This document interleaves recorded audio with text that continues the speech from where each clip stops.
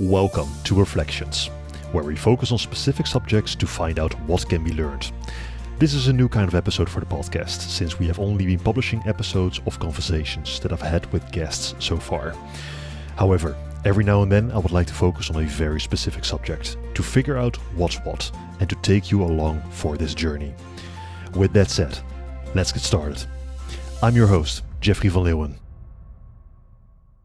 Today, we're exploring an incredibly important skill that you can apply in your daily life, and that skill is empathy. Notice here that I'm mentioning empathy as a skill as opposed to a personality trait like openness, extroversion, and agreeableness, or a type of behavior like kindness, generosity, and honesty. That's because I believe that empathy is a skill that can be developed and refined. It's something that involves understanding its fundamental components and consistently applying them in various interactions. Like with any other skill, there is technique in empathy, and there is no short road towards mastering it. It requires patience, practice, and understanding that you will fail many times, but that you get better at it with every interaction. So let me ask you, would it be unreasonable to challenge yourself to train empathy and become a better communicator, spouse, business partner, or colleague? If your answer to this question is no, then I think it's time to get started. I hope that by the end of this episode you'll have a solid understanding of what empathy truly is and how you can leverage it to become a better communicator so that you're able to connect with people on a deeper level, and that by doing so you can collaborate with them to achieve results that everybody is excited about. Because after all, it's not about you getting it your way by dominating the other person, or by trying to make a more compelling argument with fancy articulation that your counterpart can't properly withstand, which, by the way, will very likely leave them feeling resentful towards you. It's about truly working together to find the best possible solutions to the challenges ahead. And for that, you need empathy. Okay, so what is empathy exactly? Why does it matter? And how can you use it in your daily life? Well, to answer these questions, I like to take a few pages out of the book by Chris Voss, which in this case is meant quite literally. Chris Voss is a former FBI lead hostage negotiator who travels around the world to share his knowledge with people and companies. With his focus on training deep listening, genuine curiosity, and active reciprocity, Chris has managed to train people to become better leaders, communicators, and humans in general. One of the largest pillars in all of this is empathy, the ability to understand and share the feelings of another person. I first encountered Chris Voss through a series of online lectures that he gave.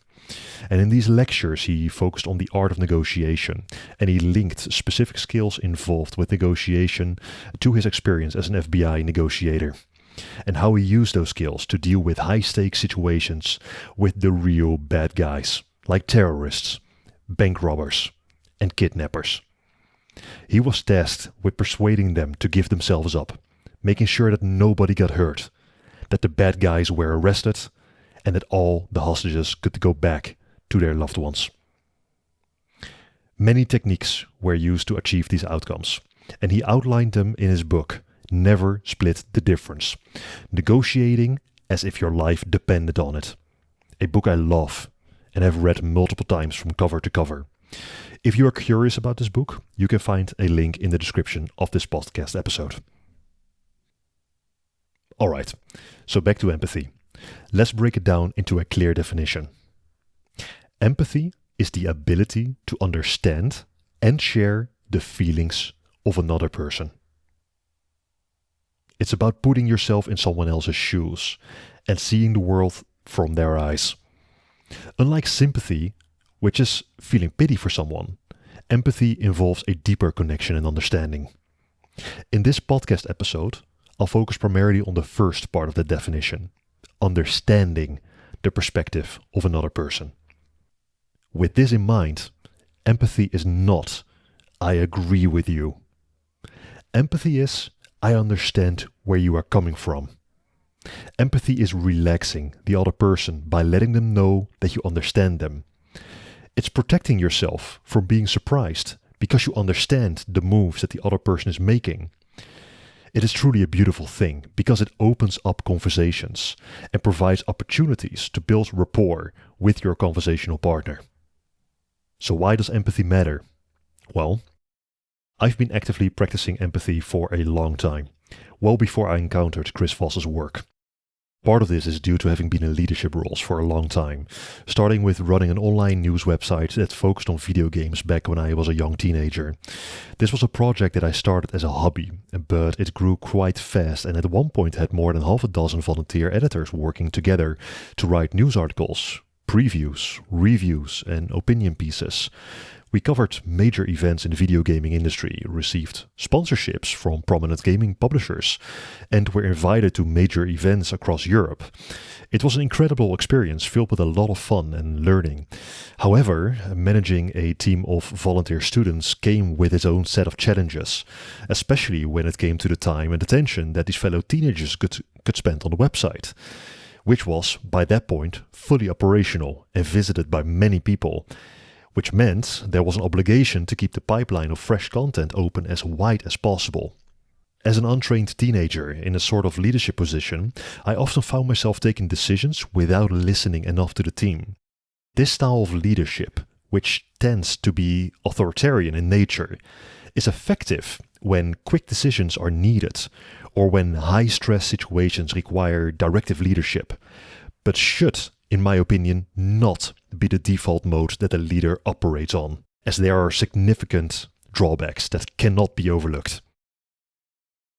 These types of leaders tend to dominate interactions, set the rules, do not actively seek feedback, and can be poor listeners and can lack empathy.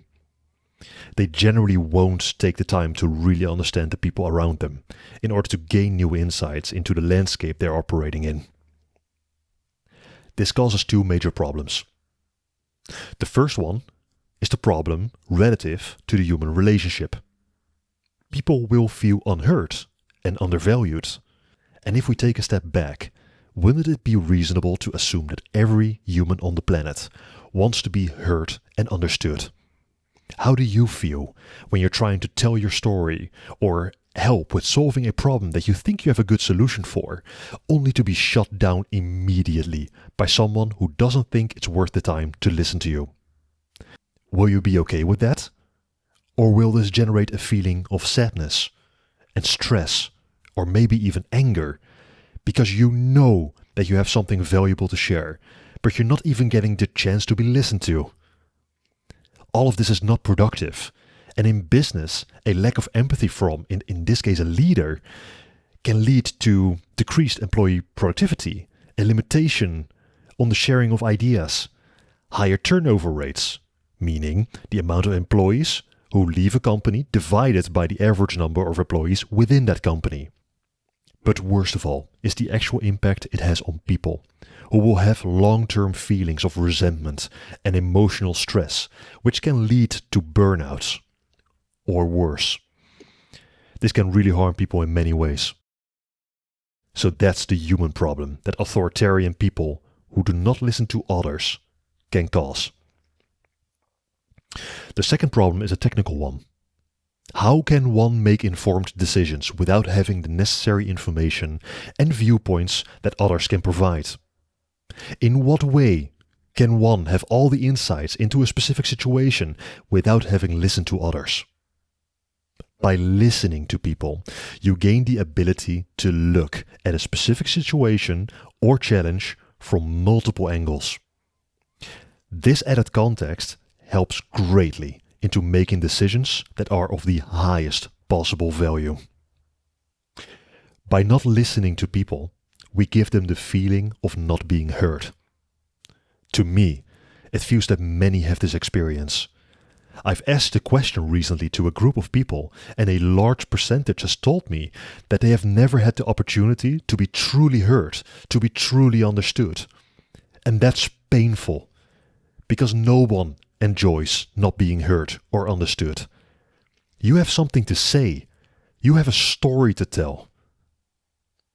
In episode 16 of this podcast, I discussed this exact point with my guest. And here's a clip from that conversation. I believe the numbers were that around 60% or 70%, a really large amount of the people that I asked this question that replied to it, have never had the ability to tell their stories to someone. That to me is ludicrous. It's bizarre. It's unbelievable. There's something about.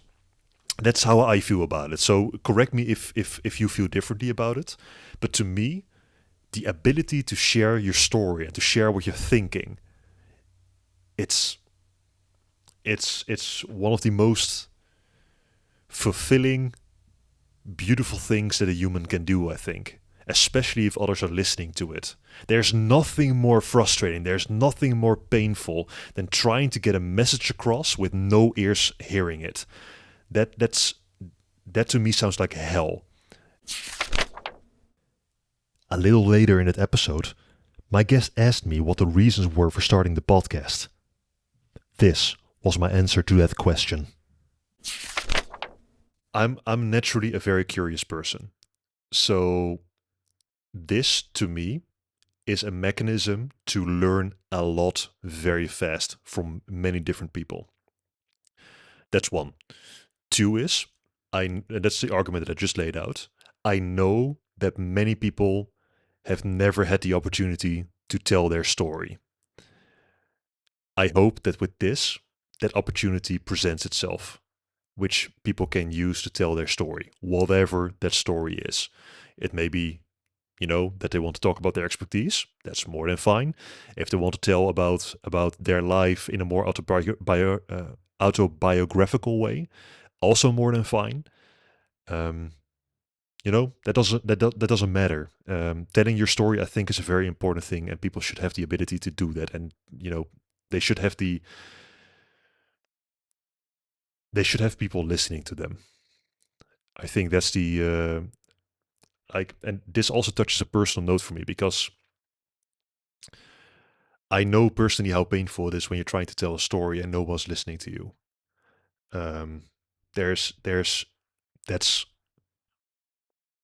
one of the worst things that can, to me at least, that's one of the worst things that a person can feel.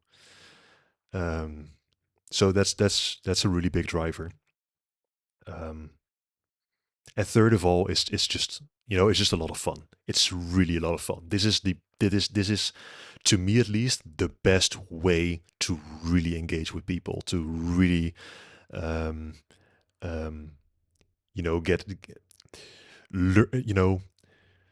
to get to know people, and to really share some thoughts, to really share some ideas, and to figure out what's what, where the truth is, what should we go for. I think that's an absolute beautiful thing. Okay, so back to empathy. I hope by now you understand why empathy is so important. Empathy is the ability to understand people, but it's also the ability to really listen to people and to view the world through their eyes. And everyone wants to be understood. So let's talk about some techniques that might help you train this incredibly valuable skill. While there are many techniques, today I want to focus on two specific ones: active listening and labeling. Okay, so let's discuss active listening first. Active listening goes beyond simply hearing the words someone is saying. It is about fully engaging with the speaker, understanding their message, and responding thoughtfully. Active listening requires you to be present in the moment, setting aside the distractions and focusing entirely on the conversation at hand. Often, active listening is associated with nonverbal cues, like maintaining eye contact and nodding in acknowledgement, and using verbal signals like "I understand" or "tell me more." In my opinion, that doesn't fully capture what active listening truly is. So let's break it down. To truly listen and focus entirely on what a person is communicating, we need to ensure our mind is in the right place. Now, what do I mean by that? It means clearing it of any pre-existing judgment or reservations. If we enter a conversation knowing exactly what point we're trying to get across, it hinders our ability to genuinely listen because we're just waiting for our turn to speak. As a result, the other person will very likely pick up on that and will feel annoyed for not being heard. You're hearing the words that are being spoken, but mentally, you're somewhere completely else. So, take a step back. Don't go into a conversation with a fixed script in mind. Instead, open yourself up to the message your conversational partner is trying to share with you. This might seem obvious, but often people are just waiting for their turn to speak. Think about the last time you did this. And don't worry, we all do this. I think it's human nature to have pre-existing thoughts that can block real exploratory conversation. The key is not to eliminate these thoughts entirely, but to recognize their presence and to ensure that they don't negatively impact the interaction. By identifying pre-existing judgments, you can prevent them from taking over. Something I really like to do in my conversations, and you'll hear me do this often in podcast episodes, is summarizing what the other person is saying. Even if the summary is flawed or incomplete, presenting your story in your own words back to them signals directly to your conversational partner that you are genuinely paying attention. You're listening and you're striving to understand them. Here's a small tip. If you're the type of person who likes to take notes, there's absolutely nothing wrong with that. Generally, people appreciate it when you pay close attention to them. You can even ask for permission at the beginning of the conversation for some bonus trust. You might say something like, I want to make sure that I fully capture what you're trying to tell or teach me. So I'd like to take some notes while you're talking. Would you be opposed to me writing down some notes during our conversation? The added benefit of that is that you can also use these notes after the conversation for any follow-up actions that came forward, like during a business meeting. There are multiple practical reasons to take notes, and by asking permission beforehand, you show respect and consideration for the other person. A second bonus tip is to ask questions that allow the other person to clarify. Questions like, could you break that down a bit? Or, that sounds really interesting. Could you tell me more about that? Or maybe something like, what is your take on this? All of these questions give off the signal that you're genuinely interested in what the other person has to say. It gives you more information to work with, and it gives them the opportunity to fully explore their ideas, which is beautiful. So, to summarize, active listening is about fully engaging with your conversational partner. It involves setting aside distractions and pre-existing judgments. It goes beyond just nodding and saying, uh-huh, while the other person is talking. Approach the conversation with curiosity, as if it's an exploration, and ask questions to ensure that you've understood what was said. Take notes if needed, and summarize what has been communicated in your own words. This not only builds rapport with your conversational partner, but also ensures that you've captured the essence of what they have shared. The second technique in empathy I would like to focus on is what Chris Voss calls labeling. I love to label, and it's something I do probably every single day. Just listen to the previous podcast and you will hear me do it all the time. Labels are awesome. But what are they? Okay, so Chris Voss describes labels as this. Labeling is a communication skill that enables us to identify the dynamics, emotions, and circumstances implied or verbalized by our counterpart. By hanging a label on the other side's expressed or unexpressed sentiments, we prove we're trying to understand their position, motivation, and what they're up against, and also the challenges that they face. So that's the official description. And labels essentially come down to starting sentences in 3 different ways. By starting them with, it seems like, it sounds like, and it looks like. Now, what would be the point in starting a sentence this way? Well, let me give you a few examples. First off, there is a big difference between Why are you so annoyed? And it seems like something is really bothering you. Another example is, what's taking you so long to finish this task? Versus something like, it looks like you're really trying to work this thing out. The first one is accusatory. You are pointing your finger at a person. You are demanding an answer. They did something wrong and you want to know why. The other question, like, it sounds like you've tried many things to solve this issue. It's a statement aimed at uncovering what's going on, so that you may use this information to formulate an appropriate next step. Labels are beautiful. If you have ever gotten feedback that you can come across as accusatory, or you notice that people's defenses go up in conversations with them, try to play around with labels. Again, those are sentences that start with the phrases, it seems like, it sounds like, and it looks like. Labeling is also a very specific technique that's also available in the book Never Split the Difference, negotiating as if your life depended on it. Okay, so let's summarize everything we have talked about so far. Empathy is a skill. It is not, I agree with everything you're saying. It's, I understand where you are coming from. Empathy builds trust. It opens conversations up, allowing everyone to explore the depths of the conversation in way more detail. It allows you to learn. It allows your conversational partner to explore their thoughts and to feel at ease. It requires patience and practice. But by actively practicing empathy during conversations, you'll grow to become a better communicator and to connect with people on a deeper level. Thank you for listening. And as always, take care.